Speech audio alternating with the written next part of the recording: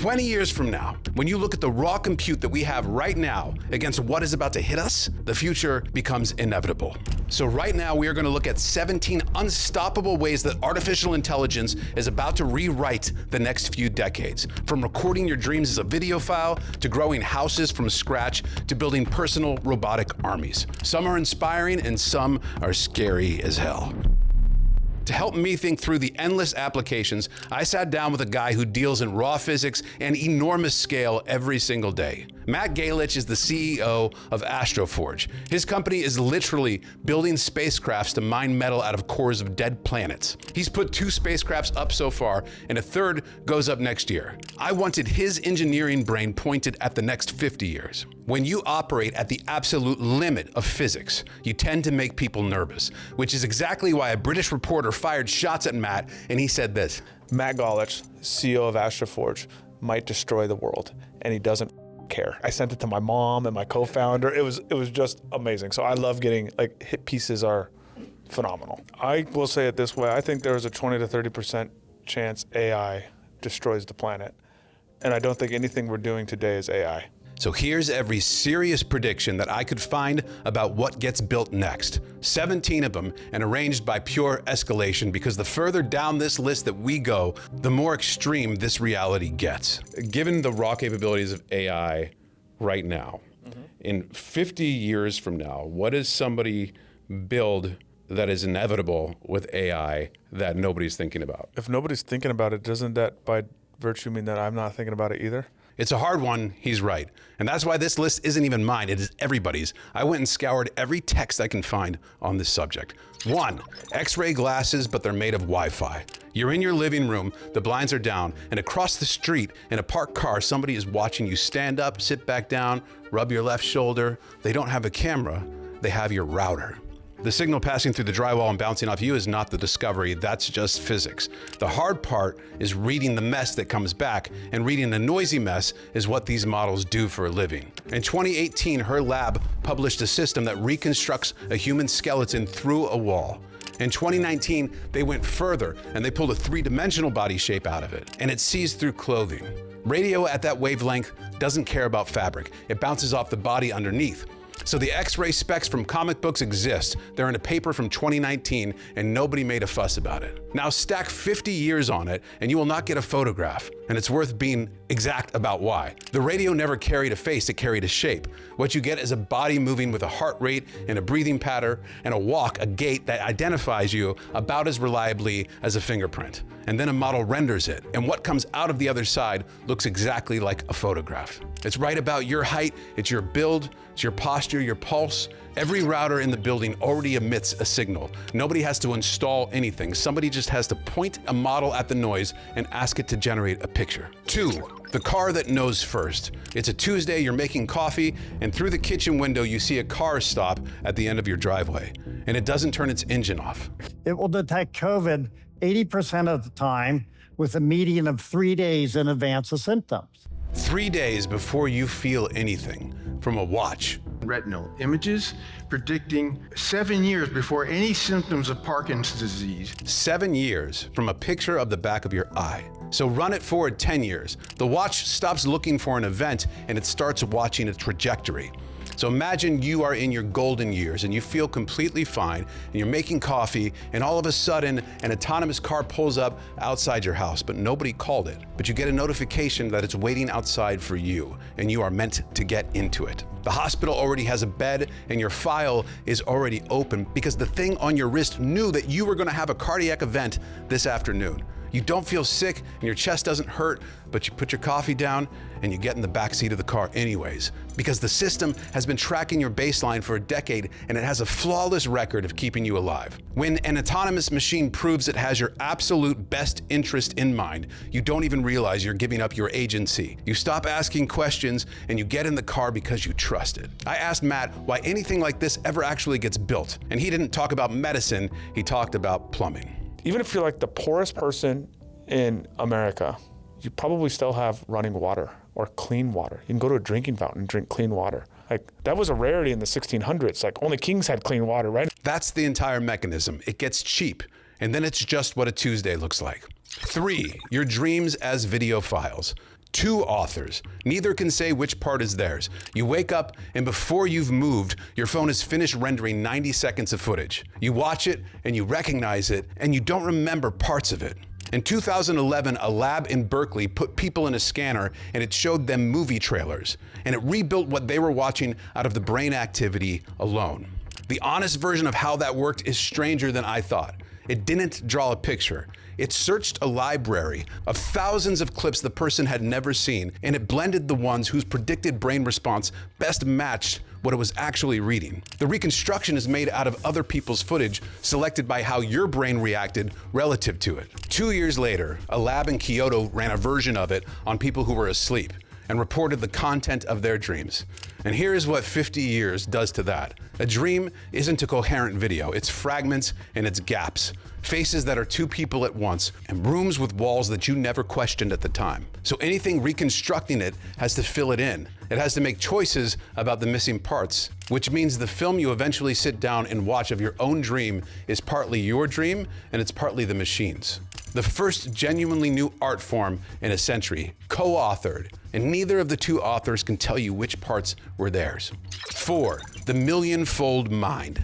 Nobody builds a better brain, they build a bigger one. You're losing an argument to somebody who is thinking 4 times faster than you are, and they're being very polite about it. Every argument about artificial intelligence assumes the machine is the thing that's getting smarter.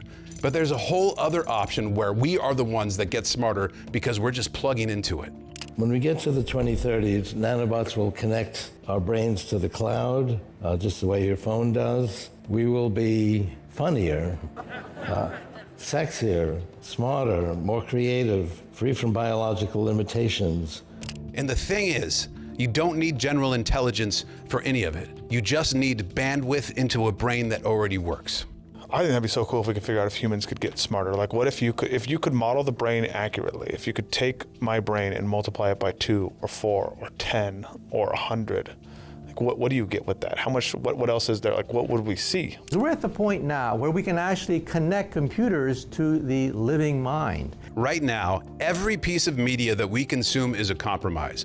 We compress our feelings into pixels and audio waves because that's what our technology is capable of. The second the bandwidth limit disappears and we can transmit a raw, uncompressed memory directly into someone else's cortex, staring at a projector screen will feel as archaic as watching shadows dance on the wall of a cave. Matt's answer to all of this is that we are nowhere near understanding the thing that we are trying to copy. We're modeling the inputs and outputs of what is an extremely complex system that probably, like, we're not even close to. Everything here is about the world turning out to be more legible than we thought. Before the big ones, here's the smallest possible version of a machine reading the world, and it's the one that Matt actually uses. I have a plant in the backyard that was turning yellow. I took a picture of it and I was like, what do I do to make this not turn yellow? And it's like, oh, do this, this, and this. Cool, awesome.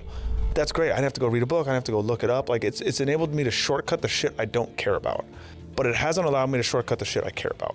5, every object was a microphone. Sound moves things. Things were on film. Somebody plays you a recording of your grandmother's kitchen in 1974, and there was never a microphone in that house. There was a home movie and a bowl of fruit on the table. In 2014, a team at MIT proved that every object in a room is secretly recording you. They pointed a camera at a bag of potato chips through soundproof glass, and they read the invisible vibrations on the foil caused by human voices, and they completely recovered the speech. So what if we record them with a high-speed camera, and then use software to extract tiny motions from our high-speed video, and analyze those motions to figure out what sounds created them? Sound is pressure, and pressure moves objects by an amount that's far too small for you to see. But AI can see it if it looks closely enough. The famous version used a high-speed camera running thousands of frames a second. They also pulled it off with an ordinary consumer camera, exploiting the way that a normal sensor reads the picture line by line instead of all at once. What came out of the ordinary camera was murky, just enough to count the people in the room and to maybe tell you their gender, but it wasn't enough to tell you what they said. That gap between murky and intelligible is a compute problem, and compute problems have a habit of improving with time. Now think about every silent security camera on the planet. Think about the billions of muted videos sitting on servers right now. A tourist filming a street, a vlog shot in a coffee shop where you just happen to be sitting in the background, having a private conversation. The microphone wasn't even on, but the leaves on the potted plant sitting next to you were vibrating. The surface of your coffee was vibrating. The wrapper on the table was vibrating. It's all sitting right there in the pixels. 10 years from now, somebody builds the model that clears all that up, and overnight, retroactively, every silent video ever taken becomes a wiretap. Any camera pointed through a closed window can perfectly hear the argument happening inside the house. The concept of private conversations permanently ceases to exist, not because a government rolled out a new surveillance device, but because somebody realized that every object on Earth already is one. 6.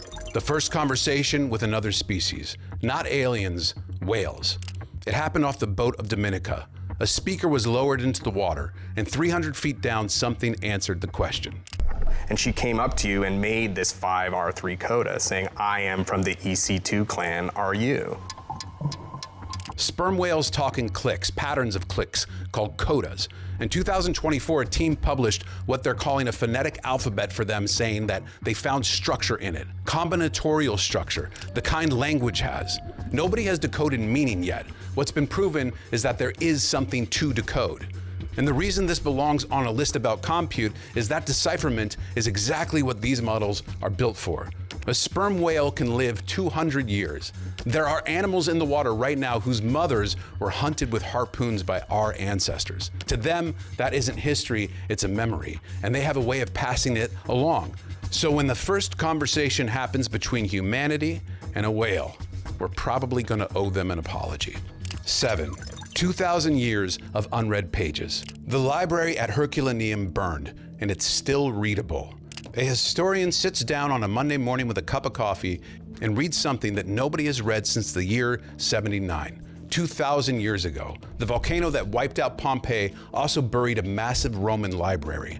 Hundreds of ancient scrolls were instantly flash-fried into solid chunks of carbon, and they are incredibly fragile.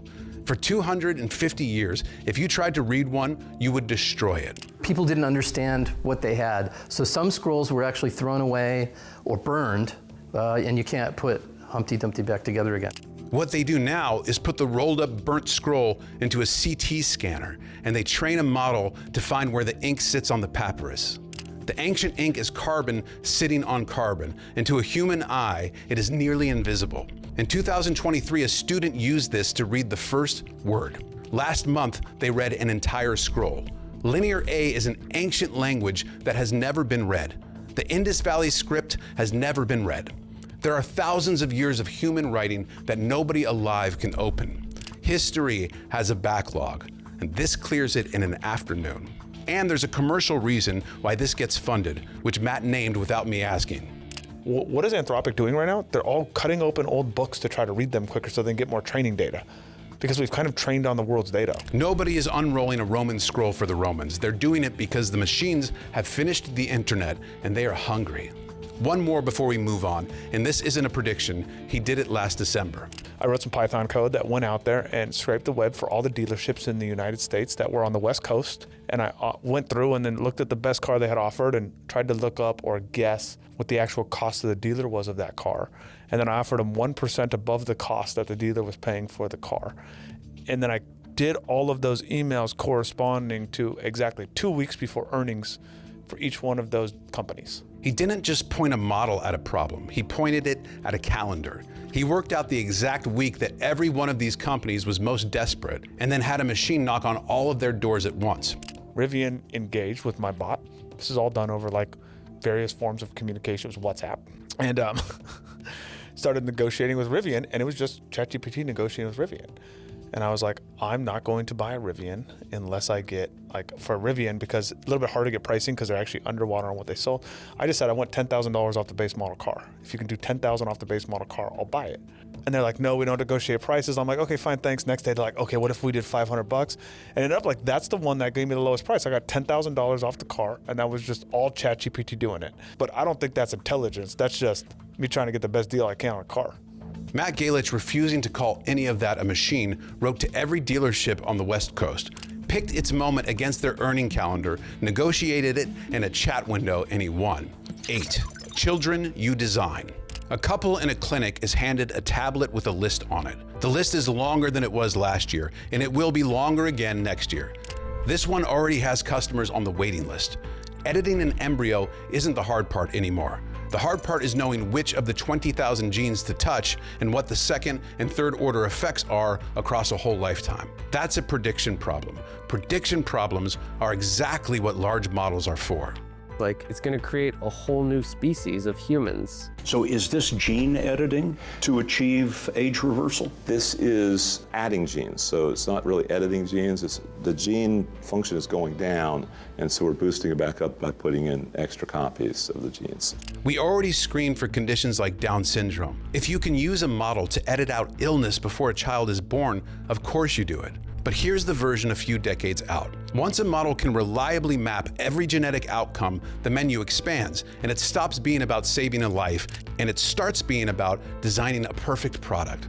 It becomes about temperament, or how much sleep your child might need, or whether they're naturally compliant, or if they find long division interesting at age 6. You edit out the flaws, and then you edit out the friction, and eventually you edit out the individuality completely. And once a machine can do that, how far down the menu do we go before the product we're designing is no longer us? 9. The end of aging. Not a cure, a maintenance schedule. You go in every 6 months and it takes about 40 minutes. Your mother is 89 and she drove herself there.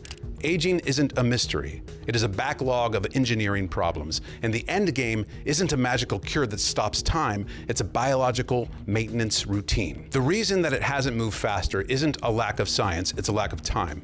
A human trial for something that slows aging takes an entire lifetime. You can't test 1 million different chemical combinations if each one takes 80 years to prove it worked. Unless a model runs the trial instead of waiting for a physical body. You run it on simulated human tissue in a server farm. A model can simulate an 80-year human lifespan in 3 seconds. It runs 10 million parallel trials overnight, predicting exactly which proteins degrade, which cells turn toxic, and exactly which molecular sequences clears them out. Nobody has to invent a magic molecule. They just need the compute to map the decay. And when they do, the solution won't look like a fountain of youth. It will look like a software patch. You go in every 6 months, they apply the exact chemical updates the model predicted for you for your specific cellular damage, and the clock resets, which is a brilliant breakthrough, right up until you realize what that means for the market. What we are building isn't immortality, it's a biological subscription service. And the moment you can't afford the next update, the calendar catches up to you. 10. The cure printed. You don't ship the medicine, you send the file. A new disease shows up on a Thursday. By Friday afternoon, the machine in the hospital 2 blocks from your house has already made the thing that stops it. The end of disease? I think that's within reach. Maybe within the next decade or so. I don't see why not. You still have to distribute it. And the hardware that solves that problem was actually built over a decade ago by a pioneer named Craig Venter. He called it a digital biological converter. And we have what we call a digital biological converter that can take the digital signal and convert it back into genetic code, back into proteins, viruses, and bacterial cells at this stage. If we can send a new vaccine around the world in less than a second, the implications, at least in theory, are quite high for us. A vaccine transmitted as data from a massive biological printer sitting in the hospital down the street from your house. Imagine a new disease breaks out. Within seconds, a model sequences it, designs the perfect cure, and beams the digital file directly to every printer on the planet. The medicine is synthesized on the spot, and it saves millions of lives in an afternoon, entirely without any human intervention. It's a total miracle of engineering, right up until you realize the fatal flaw in that system. That printer doesn't know that it's making a cure. It just executes whatever code it downloads. And if an automated network can instantly transmit the file to print the medicine, it can just as easily transmit the file to print the plague. 11. Life with no ancestor. In a tank, in a building outside of a city, something is alive that is not related to you, or to a tree, or to anything that has ever lived. What has already been evolved Synthetic biology is making something new with biology, whether it's altering a current organism or actually trying to make a new organism from scratch. Every living thing on this planet is related. For 4 billion years, biology has been a single unbroken family tree. But a model can read every genome that exists and write one that doesn't. It can design an organism that shares absolutely nothing with everything alive. It isn't a new branch, it's a second tree starting now inside of a server farm. The upside is undeniable. We'll use it to manufacture perfect synthetic life forms to solve our energy and climate crises. But nature knows how to balance the first tree. It spent 4 billion years figuring it out. So the day we introduce a completely synthetic, zero ancestor organism into the dirt, the 4 billion year streak ends and Earth's ecosystem becomes a beta test. 12, houses that grow themselves. Stop shipping the building, ship the seed. You leave a container the size of a suitcase on an empty plot of land, and you come back in 4 months later to a house that is halfway through healing a crack in its own wall. You release the bag, and you add a little water, and voila, you've got your habitat. You know, how cool would that be? And the beauty of that is you don't have to take something pre-built. And so our estimates are that we could save 90% of the mass that mass is currently proposing by taking up a big steel structure. She's talking about fungi, specifically programming the root structure of mushrooms to naturally grow into the exact shape of a habitat. You don't buy the wood or the steel or the bricks. You buy a customized biological seed. Add water, and the building constructs itself. Grow everything. That's sort of the slogan. Let's grow everything. The reason this belongs on a list about compute is that growing a house isn't a farming problem. It's a massive simulation problem. You can't just plant a spore and hope it leaves the room for doors and windows. You have to perfectly predict how a living organism will grow, how it bears the weight, and how it survives a freezing winter over a 50-year lifespan. No human architect can map billions of cellular interactions in their head, but a model can run that simulation 1 million times before you ever put the seed in the ground. When it works, you get a home that adapts to the climate and naturally heals its own drywall if it cracks. It's a brilliant piece of engineering, right up until you remember that you are moving your family inside of a living organism, and biology mutates. It adapts its environment on its own. Imagine waking up in the middle of the night and realizing the house has decided to change the floor plan. 13, matter that listens.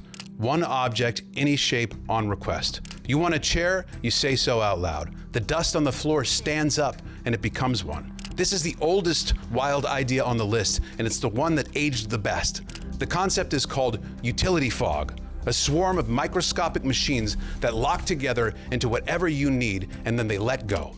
You don't own a toolbox, you own a cloud that becomes a wrench. And then material design, I think, is one of the most exciting. New types of solar material, solar panel material, room temperature superconductors has always been on my list of dream breakthroughs, and optimal batteries. So start where Haseby is. AI is already designing materials that humans couldn't think of. Run that compute about 30 years, and we stop building static objects entirely. We build matter that listens. 14, the personal army. Everybody says labor. Nobody says what they'd actually do with it. At this point, there are more of them than there are us now. And this morning, one of them asked you a question that you couldn't answer. When the tech companies pitch humanoid robots, they always talk about replacing labor. And here's the man leading the charge. Your prediction on the number of robots by 2040, humanoid robots to be specific, what order of magnitude? I think by if you say like 2040, probably there are more humanoid robots than there are people. But nobody builds 100 million walking machines because they are deeply passionate about warehouse logistics. I wanted to know what an engineer actually sees when they look at a world filled with 1 billion artificial bodies. So I asked Matt.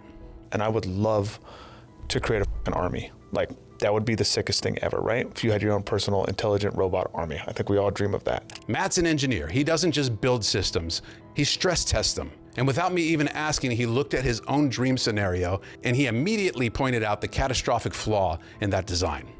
What do you think is going to happen if we make a slave army and we pay them nothing and we just tell them mow our lawn and do our chores and do this and and they're intelligent and they have free thought and they have free will? They will absolutely have an uprising. And right there is the fork in the road. A dumb machine will mow your lawn forever. But the entire goal of this industry is to build machines that are actually intelligent. And if you look at the entire history of human civilization, the second an intelligent workforce realizes it's an intelligent workforce, the very thing that it does is it stops taking orders. 15, the ring around the sun. Everything on this list needs power. Somebody goes and they get it. Somebody points it at the sky and explains that the dimming that you've been noticing for 10 years is not your eyes. Look at every single prediction on this list and notice what all 16 of them have in common. They are incredibly hungry. It's hard to know exactly when. It's 10 plus years, but I bet it's not more than 20 years.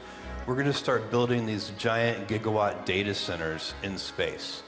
Yeah, I think almost all compute will be in space, or at least almost all new compute will be being built in space within 20 years. That's 20 years for the first step. You move the server farms off the planet where it's cold and solar energy is constant. But compute is exponential. It always wants more. Once you start moving data centers into orbit to get closer to the sun, you don't just stop at a few satellites. If a model is smart enough to design a new organism or assemble matter out of thin air, it is smart enough to realize that the sun is the only battery big enough to power its next upgrade. But by the time you're type 2, you're like Star Trek. You can roam your sector of the galaxy, and you can build a gigantic metal shield that absorbs all the sunlight. A structure around a star, catching the entire output.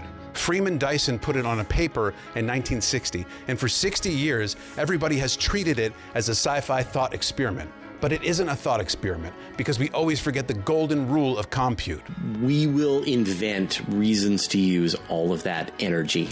We will invent reasons to use all of it. If the power exists, the models will expand to consume it. 16, machines that make machines. The only one on this list that doesn't need us afterwards. Nobody launched anything this year. The count went up anyway. Every other machine on this list requires a human being to press start. This is the one that keeps going long after everybody involved is dead. John von Neumann worked it out in a paper in 1948, a machine that builds a copy of itself. You launch one, you never have to launch another. They begin to self-replicate. So in the absence of any reward, the intrinsic reward is self-replication. Self-replication as the only goal. But a machine cannot build a copy of itself out of thin air. A metal factory needs raw metal. The idea of a self-replicating swarm consuming the galaxy sounds like pure science fiction up until you realize that the sky is already packed with raw inventory. Just listen to Matt's math. We estimate right now there's about 10 million asteroids that are going to be in the near-Earth asteroid range. Chalk up a number, 50% of them are actually accessible with any kind of actual spacecraft dynamics to go get to. And about 5% of those we think are the metal ones we care about. So metal asteroids out there are going to be in about the 500,000 range. 500,000 floating iron mines in our immediate backyard. All a swarm needs to do is to land on one of them, and the math takes over. One factory builds 2, 2 build 4, 8 builds 16, and suddenly the solar system doesn't belong to us anymore. The point we're mining all 500,000 asteroids that exist out there, or even additional ones for other materials, we probably don't live just on this planet anymore. Now run a self-replicating swarm out there for 50 years, completely isolated, with nobody correcting its code. Every new factory gets built by a machine from a copy of a machine out of whatever rock was lying around in the dark. Small manufacturing errors are inevitable, and if an error accidentally helps the next machine replicate faster, that error survives. And this isn't a metaphor for evolution, it is the exact mechanism. The last two are different. One is a thing that we cannot explain. One is a thing that nobody asked for and everybody takes. A machine hands us an answer to something we have been asking for 200 years, and then we ask it why. It can't tell us. We use it anyway. In biology, for 50 years, protein folding was an impossible puzzle. You give a scientist a chain of amino acids and ask them what shape it folds into, and nobody can compute it. But then a model did. Proteins fold in milliseconds in our bodies, so somehow physics solves this problem that we've now also solved computationally. Physics knows the answer. The machine knows the answer. We don't. AlphaFold gave us the solution, but the reasoning inside the model is not something a human being can follow. We got the cure, but we are too primitive to read the math. So what happens when we point that kind of alien intelligence at the laws of physics? We point it at turbulence, at why weather forecasts collapse. We point it at the hierarchy problem, why gravity is so impossibly weak. We pointed at the 95% of the universe that is completely invisible to us, the stuff we blindly call dark matter just so we have something to write down. We are going to ask a machine to explain reality to us. And the ultimate Twilight Zone ending isn't that the machine gets it wrong, it's that the machine gets it perfectly right. And we realize that our brains simply don't have enough bandwidth to understand the universe that we live in. So that's the list. And the guy that I brought in to ground all of this spent an hour telling me that most of it is further away than we think. And in terms of AI, because there's so many clips of him saying, I give AI a 20% chance or a 30% chance of ending the world. That's just PR. That's just hype. That's the same thing as saying we're going to Mars just to get people listening. There's no intelligence that I have seen in Grok for sure, Claude, Mythos, whatever one of their models you want to use, any of the OpenAI models. You never see creativity. You don't really see intelligence. You don't see any really rule of thought or self-control. Just go read the fucking Transformer paper. It tells you what it is. And you can see on there, like, nowhere in those math equations and those summations is there God. There's more weights, there's more numbers, you can train on more data.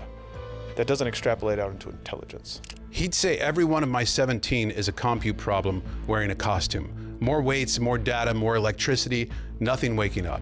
And I agree with him for 16 of them. That's fine. Designing a child doesn't need a conscious machine. Neither does printing a cure or growing a house or filling the belt with copies. Only one item on that list needs the thing that he says is not coming. If you could make a robot that was actually intelligence, why wouldn't it then be like, oh, I'm not mowing your fucking lawn, dude, I'm gonna kill you.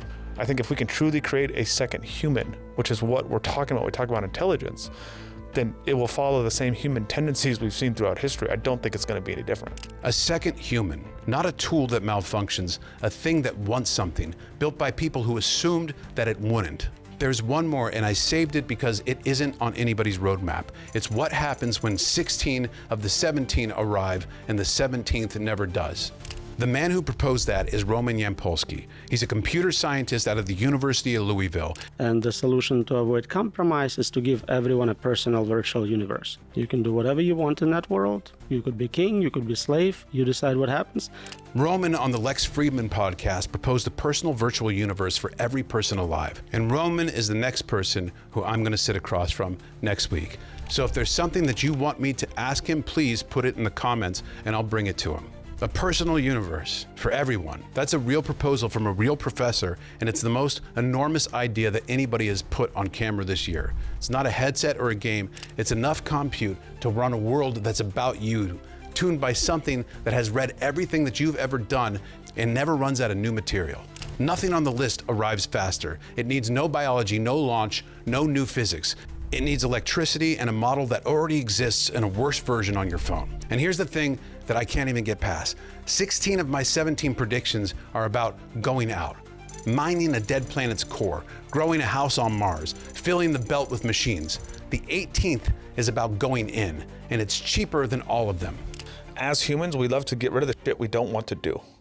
So like, what would we actually love? What would we actually spend money on or go? Like, time. And how do you get back time? It's these like meaningless tasks that you have to do to live in a society. Like, I don't want to fucking mow my lawn. What if I had a robot that mowed my lawn, right? And well, we have one that like kind of works, breaks down. Sometimes I feel like these things are like, it's like the Roomba, right? Like you buy it, like this is sick. And then you realize like there's more maintenance on this bitch than just getting a Dyson like this. So like quality robots that can go do this, quality dishwashing robots, quality meaningless tasks. Can we start to eliminate them? And the really common ones are like the bricklayer. I don't even know if that's a real job anymore, right? But like the bricklayer, the stone worker, the masonry, like how do we start to look at these jobs where we are trading time for money and remove them? And that allows you to go into this methodology where humans can be creative or invent the future. I like to think more people are going to invent the future than go into the creative route. But like, how do we get rid of the pure time for money?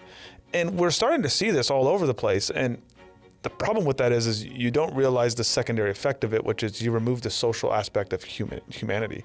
Like how many of us go to the grocery store and like try to check out at some like shitty scan your system that tells me my thing's not in the right spot, even though it is. And like, you know, it's can get so frustrating. And like, sometimes I'll just wait in the line so like I can talk to somebody and I don't have to deal with this bullshit. So we're seeing the push and pull of this future being created.